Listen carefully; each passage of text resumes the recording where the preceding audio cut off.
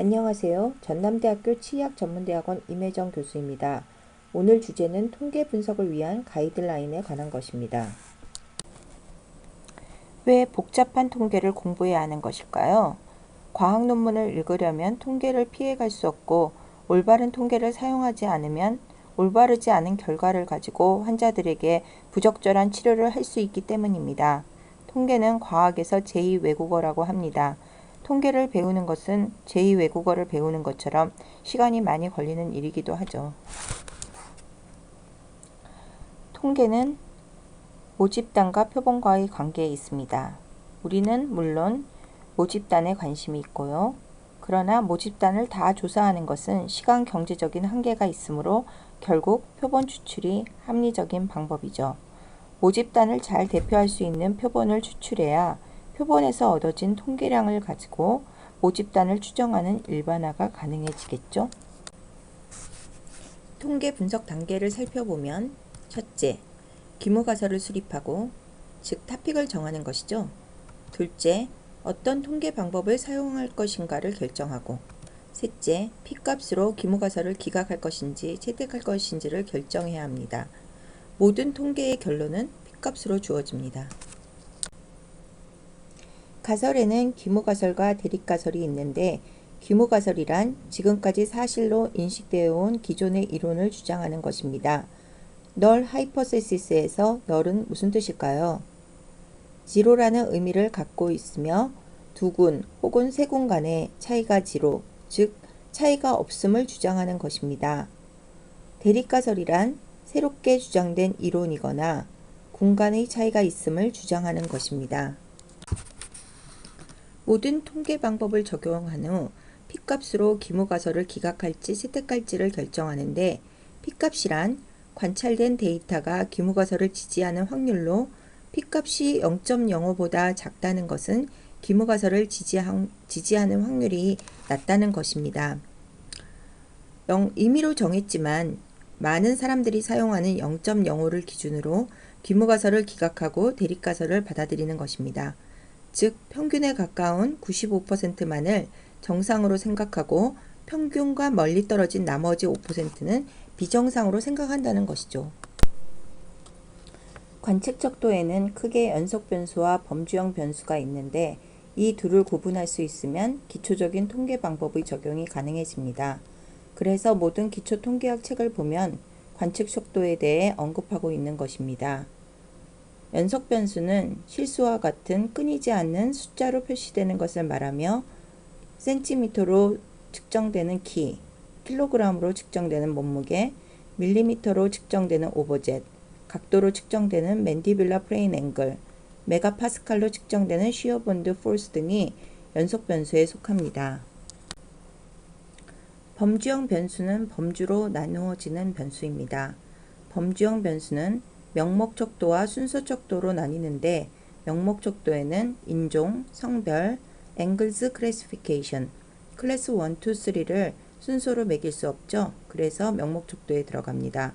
결혼 상태, 기혼, 이혼, 별거, 사별, 미혼 등도 순서를 매길 수 없기 때문에 명목 척도에 들어갑니다. 그리고 순서 척도에는 교육 정도, 중졸, 고졸, 대졸은 세 범주로 나뉘어지지만 중고대라는 순서의 의무를 내포하고 있네요. 그래서 순서 척도이며 아픈 정도, mild, moderate, severe 이것도 범주로 나뉘어지고 점점 세지는 것이기 때문에 순서형 범주형 변수에 속합니다. 예제를 살펴볼까요? 남녀로 구분되는 성별은 어디에 속할까요? 네, 범주형 변수. 순서가 없으므로 명목형 범주형 변수에 속하겠죠. 나이는 숫자이므로 연속형. 종교는 기독교, 천주교, 불교, 무교로 나뉘어지네요. 범주형. 순서가 없으므로 명목형 범주형에 속하겠죠. 학력은 대졸, 고졸. 범주형 순서형이죠. 키, 몸무게도 숫자로 구성되어 있으므로 연속형 변수에 속합니다. 결과 변수가 연속형일 때는 두 군을 비교하고 싶으면 t-테스트를, 세 군 이상을 비교하고 싶으면 아노바 분석을 합니다. 독립이냐 아니냐에 따라 두 군이 독립이면 인디펜던트 t-테스트, 독립이 아니면 페어드 t-테스트를 사용합니다. 3군 이상에선 3군이 독립이면 인디펜던트 아노바, 독립이 아니면 리피티드 메저스 아노바를 사용합니다. 독립인 두 범주형 변수의 관련성을 보고 싶으면 카이스퀘어 테스트, 샘플 사이즈가 작으면 피셔스 이그젝 테스트, 연관된 두 범주형 변수의 관련성을 보고 싶으면 맥네마스 테스트를 사용하고, 두 변수 이상에서의 관련성을 보고 싶은 경우 아웃컴이 독립인 범주형 변수이면 로지스틱 리그레션, 연관이 있는 클러스터드 혹은 반복 측정된 범주형 변수가 결과 변수이면 GE를 사용합니다. 위에서 본 것처럼 독립이냐 아니냐, 연속 변수냐 범주형 변수냐에 따라 통계 방법이 달라짐을 알 수 있었습니다. 그럼 결과 변수가 연속 변수일 때부터 살펴보죠. 우선 통계 방법을 사용하기 전에 이 통계 방법을 사용하기에 적절한 데이터를 가지고 있는지 확인해야 합니다.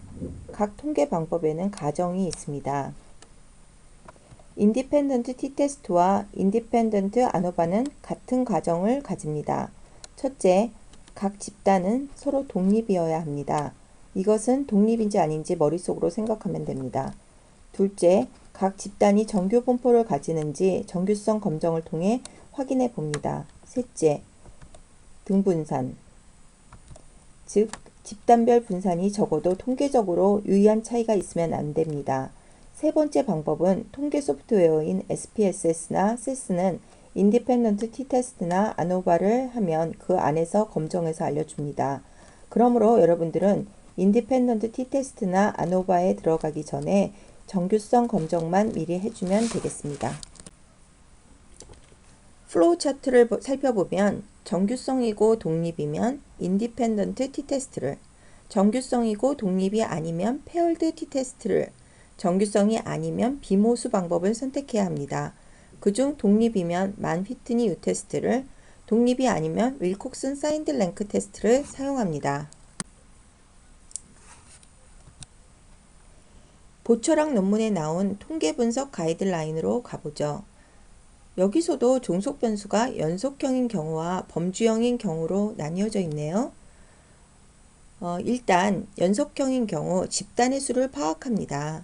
집단의 수가 2개이면 3번으로, 집단의 수가 3개 이상이면 6번으로 갑니다. 3번의 질문은 집단 간 독립인가 입니다. 독립이면 4번으로, 독립이 아니면 5번으로 갑니다. 구강교육 방법 A-B에 따른 치태지수 자료입니다. 두 그룹이 독립이고 정규성을 만족하면 인디펜던트 t-테스트를 시행하고, 정규성을 만족하지 않으면 만휘트니 유테스트를 시행합니다. 그리고 등분산 검정에 따른 p-밸류를 선택합니다. 예제는 다음과 같습니다.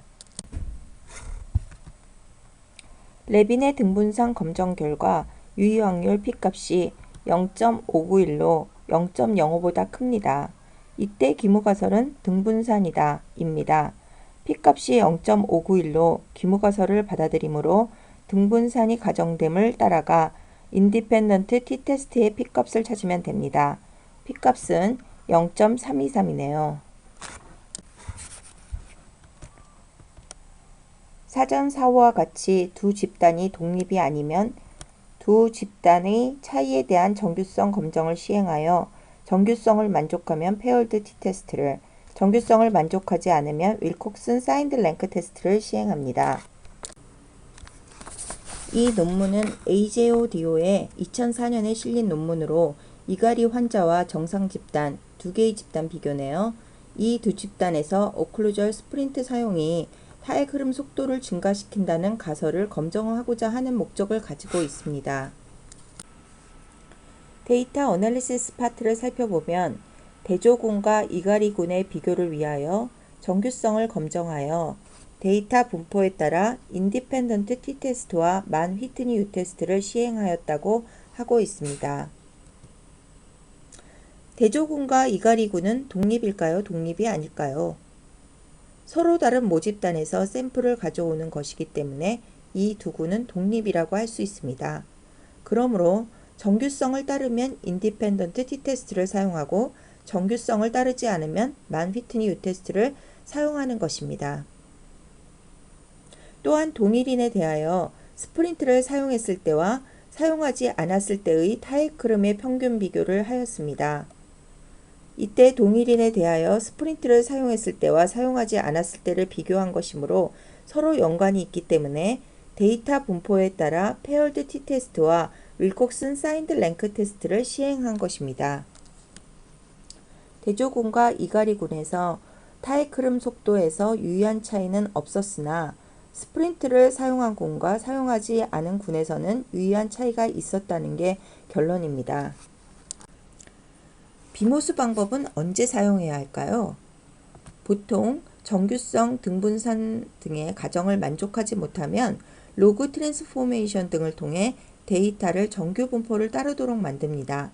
그러나 이러한 트랜스포메이션으로도 해결이 안 될 때 비모수 방법을 사용합니다. 표본수가 6 이하로 적은 경우 설사 정규 분포를 따른다고 하여도 믿을 수 없기 때문에 이 경우에도 비모수 방법을 사용합니다. 집단들의 표본수가 서로 크게 다를 경우입니다. 즉 집단 1의 표본수는 10명인데 집단 2는 100명 혹은 1000명인 경우가 이에 해당하겠죠. 변수가 연속형이 아닌 명칭 혹은 순서 척도일 때 비모수 방법을 사용하고 평균 비교가 아닌 중앙값의 비교가 목적일 때도 비모수 방법을 사용합니다. 모수 방법에 대응하는 비모수 방법을 정리해 보았습니다. 인디펜던트 t-테스트의 비모수 방법은 만-휘트니 u-테스트, 페어드 t-테스트의 비모수 방법은 윌콕슨 사인드 랭크 테스트, 원웨이 아노바의 비모수 방법은 클래시컬 월리스 테스트, 원웨이 리피티드 메저스 아노바의 비모수 방법은 프리드만 테스트입니다. 세 집단 이상의 평균 비교에 들어가기 전에 가정인 등분산성과 구형성에 대해 공부해 보고자 합니다. 등분산이란 세 집단이 있을 때 집단 1의 분산과 집단 2의 분산, 집단 3의 분산이 같다는 것을 의미하는 것이고, 구형성이란 모든 가능한 페어에서의 차이에 대한 분산이 같다는 말입니다. 예를 들어 분산이 333으로 똑같아야 한다는 것은 아니고 통계적으로 유의하게 다르지만 않으면 된다는 뜻입니다. 세 집단 이상의 평균 비교에서는 요인의 수를 파악하여 데이터셋에 요인이 하나면 원웨이 아노바 6.1로 가고 요인이 2개면 투웨이 아노바 8번으로, 요인이 2개인데 요인 하나가 사전사고로 독립이 아니면 엔코바 9번으로, 요인이 2개인데 동일한 개체에 대해 반복 측정이면 리피티드 메저스 아노바 7번으로 가면 됩니다. 우선 6번 원웨이 아노바부터 살펴볼까요? 독립이면 6.2의 플로우 차트로 가고 각 그룹이 독립이 아니면 7번으로 가면 됩니다. 이런 경우는 토끼 한 마리의 다리에 여러 종류의 임플란트를 식립한 경우입니다. 원웨이 아노바를 하기 위해 일단 그룹마다 정규성 검정을 따로 합니다. 그래서 모두 정규성을 따르면 등분산 검정을 하고 하나라도 따르지 않으면 비모수 검정인 클래시컬 월리스 테스트를 합니다. 등분산이면 원웨이 아노바의 P값을 확인하고 등분산을 가정한 사후 검정을 합니다. 등분산이 아니면 웰치의 P값을 확인하고 등분산을 가정하지 않은 사후 검정을 하면 됩니다. 원웨이 리피티드 메저스 아노바를 살펴보면 차이에 대한 정규성 검정을 하고 정규성을 만족하면 7.2로 가서 구형성 검정을 하고 구형성을 만족하면 7.3으로 가서 P값을 확인하고 유의하면 사후 검정을 하면 됩니다. 그러나 구형성을 만족하지 못하면 7.4로 가서 입실런이 0.75보다 작으면 그린하우스 게이저 커렉션을 한 P값을 확인하고 입실런이 0.75보다 크면 현펠트 커렉션을 한 P값을 확인하고 유의하면 사후 검정을 하면 됩니다. 다시 7.1로 올라가서 차이에 대한 정규성을 만족하지 못하면 7.5로 가서 비모수 방법인 프리드만 테스트를 시행하고 p-밸류가 유의하면 사후 분석으로 한 페어씩 윌콕슨 사인드 랭크 테스트를 하고 여기서는 본페로니 커렉션을 하지 않은 유의 수준 0.05를 사용하여 사후 검정을 합니다. 리피티드 메저스 아노바를 시행한 후 논문에 어떤 식으로 적으면 좋을까요? 몰클리는 구형성 검정을 만든 사람입니다. 구형성 검정 결과 필값이 0.011로 구형성 가정이 위배되었고 그래서 그린하우스 게이저 커렉션을 하여 P값을 살펴보니 0.022로 군간의 유의한 차이를 발견하였습니다.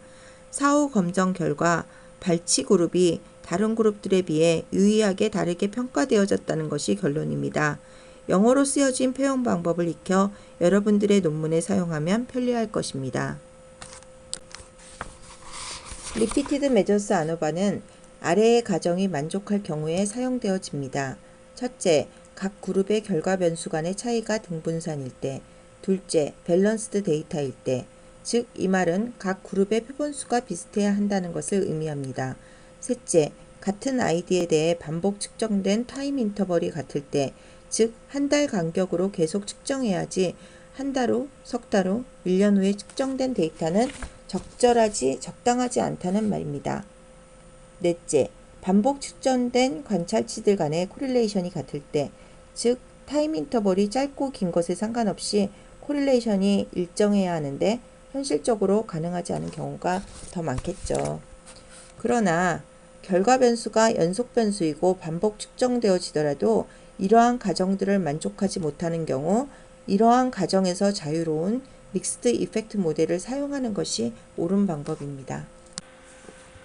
투웨이 아노바를 살펴보면 아이디어는 원웨이 아노바와 비슷합니다. 그룹별 정규성 검정을 하고 정규성을 만족하면 등분산 검정을 하고 정규성을 만족하지 못하면 비모스 방법을 시행해야 합니다.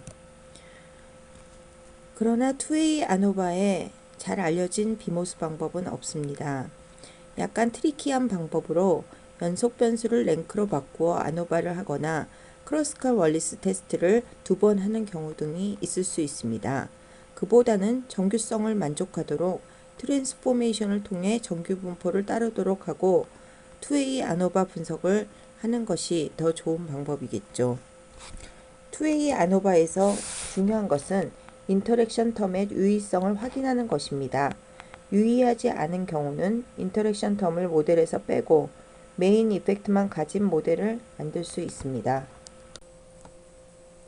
이 논문은 투웨이 아노바를 사용하여 두 개의 프라이머에 대해서 쉬어 본드 스트렝스를 가지고 블러드 컨테미네이션의 효과를 평가하고자 하는 것입니다. 이것은 투웨이 아노바의 영어 논문의 표현 방법을 알아보기 위해 가져온 것입니다. 이 논문은 리피티드 메저스 아노바를 사용하여 치과 의사와 일반인에 의해 평가된 한국 사람들의 측모 심미의 변화를 측정하기 위해 수행된 논문으로 리피티드 메저스 아노바에 대한 영어 논문의 표현 방법을 알아보기 위해 가져온 것입니다.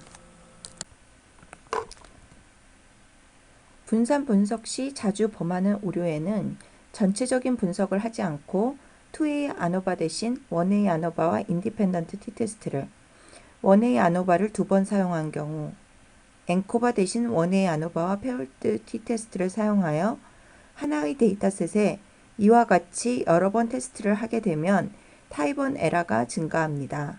그러므로 각 상황에 적합한 전체적인 분석을 하는 것이 맞습니다. 예를 들어 한 치과 병원에서 칫솔질 방법과 시간에 따른 치태 지수를 분석한 결과에 대한 연구에서 각각의 칫솔질 방법과 시간에 따른 치태 지수의 차이가 없는지 검증하고자 합니다. 투웨이 아노바 분석 결과입니다. 메서드 타임에서 모두 P값이 0.05보다 작으므로 유의한 차이가 있음을 알 수 있었습니다.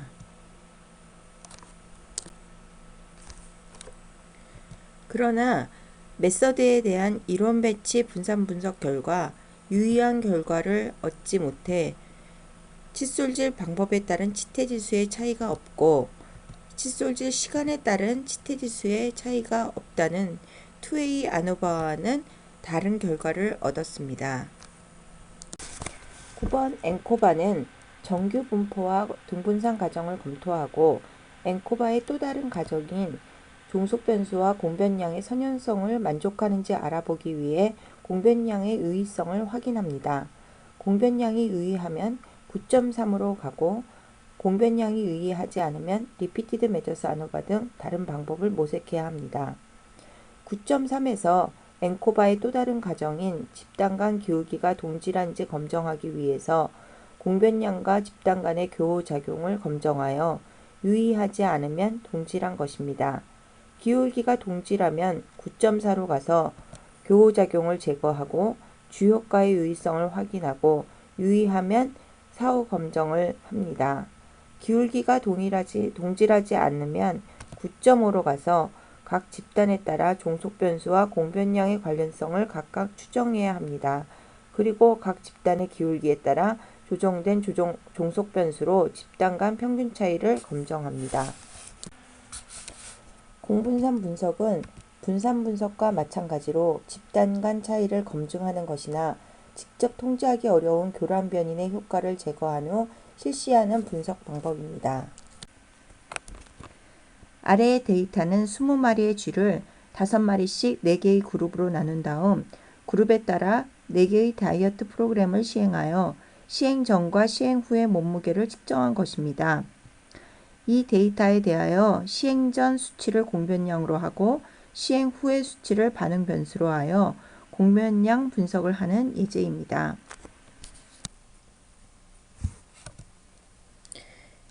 시행 전의 몸무게는 P값이 0.003으로 집단 간의 차이가 났으나 시행 후의 몸무게는 P값이 0.410으로 집단 간의 차이가 없었습니다.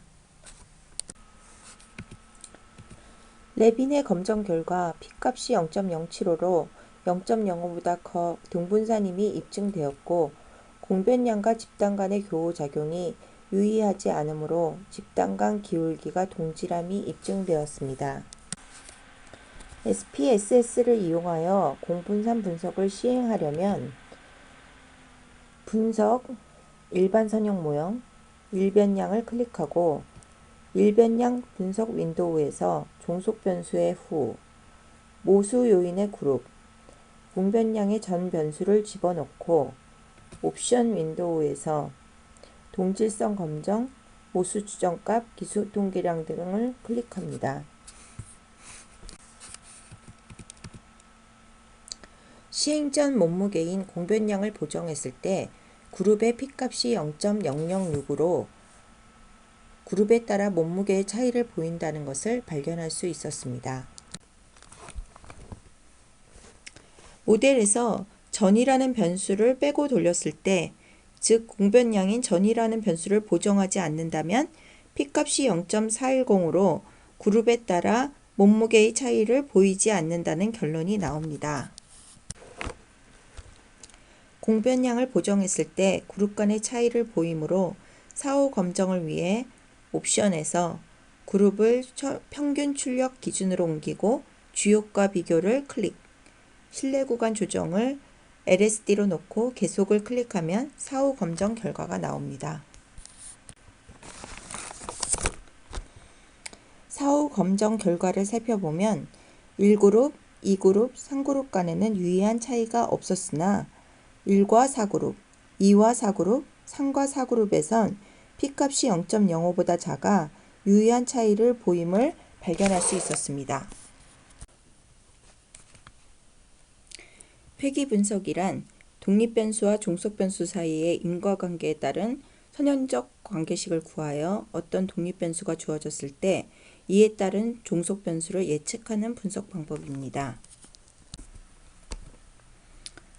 회귀 분석을 하는 절차는 첫째, 산점도를 그려 선형성, 이상치, 영향치 등을 진단하고 둘째, 오차들이 독립성, 정규성, 등분산성을 따르는지 PP도표 혹은 QQ도표, 잔차 분석을 통해 알아봅니다.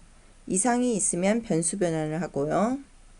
셋째, 다중회귀일 경우 종속변수와 독립변수들의 상관 분석을 통해 VIF 값으로 다중 공선성을 확인하고 종속변수에 유효한 독립변수를 선택합니다. 교정학 분야에서는 회귀 분석에서 다중 공선성이 가장 큰 문제가 되는데 이것에 대한 해결 방법은 여러 가지가 있을 수 있겠으나 리치 리그레션, 라쏘 리그레션, 프린서플 컴포넌트 리그레션 등이 대처 방법으로 알려져 있습니다. 넷째, 3번에서 얻은 독립변수들을 가지고 변수 선택법을 이용하여 최종 모형을 선택합니다. 변수 선택법에는 전진 선택법, 후진 제거법, 단계 선택법 등이 있고, 다섯째, 회귀계수에 대한 유의성을 확인하고 표준화된 회귀계수를 이용하여 종속변수에 대한 영향력을 비교합니다. 여섯 번째, 결정계수를 확인하여 모형의 설명력을 확인합니다. 두 변수가 연속형이고 상관관계를 구하고자 할 때는 피어슨 상관계수를 사용하죠. 데이터의 분포가 아웃라이어의 영향을 많이 받을 경우에는 아웃라이어를 제거하고 피어슨 상관계수를 구하거나 아웃라이어를 제거하지 않으려면 스피어만 상관계수를 구하면 되겠죠. 둘 중 한 변수라도 순위 변수이면 비모수 방법인 스피어만 상관계수를 사용하면 됩니다. 예제를 보면 디트와 탭스의 관계를 연구하고자 하는데 IQ가 이들의 관련성에 어떻게 영향을 미치는지 알아보고자 하는 연구입니다. 이때 단순히 상관계수를 구해보면 이 데이터셋에서는 디트와 탭스의 상관성이 0.8로 매우 높게 나왔습니다. IQ가 높을수록 디트 성적이 높았고 IQ가 높을수록 탭 성적이 높았습니다. IQ라는 컨파운딩 팩터를 제거했을 때도 이들의 관계가 계속해서 상관성이 높을까요? IQ 변수를 보정하는 편상관계수를 구해보니 디트와 탭스의 관련성은 0.095로 낮아졌습니다. 이렇듯 교정학 분야에서도 특히 얼굴의 수많은 계측점들은 서로 코릴레이션이 매우 높아 이런 컨파운딩 팩터가 작용하여 실제로는 그렇지 않은데 디트와 탭스가 매우 상관성이 있어 보였던 것처럼 옳지 않은 결론을 가져다 줄 수 있다는 것입니다. 다음은 종속 변수가 범주형 변수인 경우입니다. 범주형 자료로 구성된 분할표에서 범주형 변수 간의 연관성을 검정할 때 카이제곱 검정법을 사용합니다. 기대 빈도가 5 이하인 셀이 하나라도 발생하면 피셔스 이그젝트 테스트를 사용합니다. SPSS 아웃풋에 기대 빈도가 5 이하인 셀이 몇 개라는 것이 표시되므로 0이 아닌 경우에는 피셔스 이그젝트 테스트를 사용하면 됩니다. 그 이상의 테이블 2x3 이상인 경우에는 피셔스 이그젝트 테스트에 프리만 할턴 익스텐션을 사용하면 됩니다. 이 방법을 구글에서 서치하면 숫자만 넣으면 P값이 나오게 해주는 프로그램이 깔려 있습니다. 마지막으로 범주가 순서형인 경우에는 단순한 카이제곱 검정이 아닌 트렌드 카이제곱 검정법을 사용하면 됩니다. 오즈 레시오는 OR로 보통 말하는데 2x2 테이블에서 A 곱하기 D 나누기 B 곱하기 C로 계산됩니다. OR의 해석은 위험 요인을 가진 그룹이 위험 요인을 가지지 않은 그룹에 비해 질병에 걸릴 위험이 5R배만큼 존재한다입니다. 카이제곱 검정은 단변수 분석이며 로지스틱 리그레션은 다변수 분석입니다. 종속 변수는 범주형이고 독립 변수는 연속형이든 범주형이든 모두 사용 가능합니다. 로지스틱 리그레션 어널리시스를 하는 순서는 각각의 독립 변수에 대해 로지스틱 리그레션을 하고 p-밸류가 0.25보다 작은 변수를 선택합니다. 이래서 선택된 독립 변수를 변수 선택법에 의해 로지스틱 리그레션을 다시 돌려 최종 모형을 구축하고 호스머-램쇼 테스트로 적합성을 검정합니다. 이때 p-밸류가 0.05보다 큰 경우가 모형에 적합한 것이며 오즈 레시오로 유의한 변수에 대하여 해석을 하면 됩니다. GE는 Generalized Estimating Equations의 약자로 결과 변수가 예를 들어 임플란트 식립의 성공 실패라는 0, 1로 구성된 바이너리 아웃컴이며 어떤 리스크 팩터가 이 결과 변수에 유의한 영향을 주는지 알아보기 위해 사용되는 기법입니다.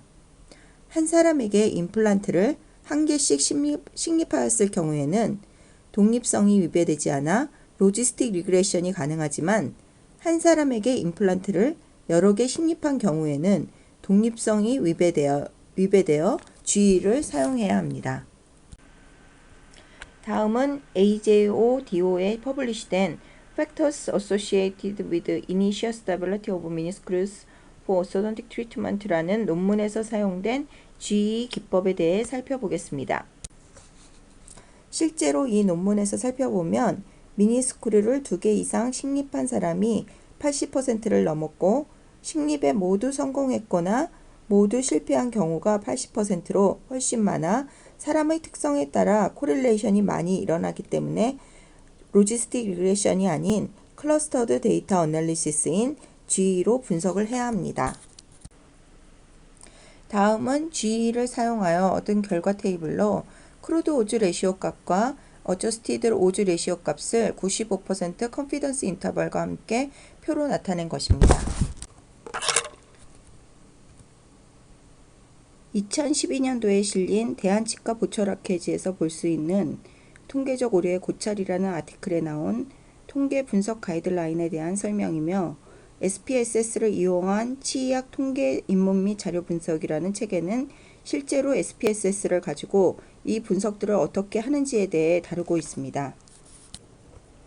여기서는 보철학회지에 실린 아주 기본적인 통계 기법에 대해서만 언급하였는데 앞으로 우리가 나아가야 할 방향은 반복 측정 데이터에 대해서는 믹스드 이펙트 모델, 클러스터드 바이너리 아웃컴에 대해서는 GEE, 서로 다른 결론을 가지는 여러 스터디들의 결과를 컴바인하는 메타 분석과 시스티매틱 리뷰, 3D 분석, 생존 분석 등이 사용되어져야 할 것 같습니다.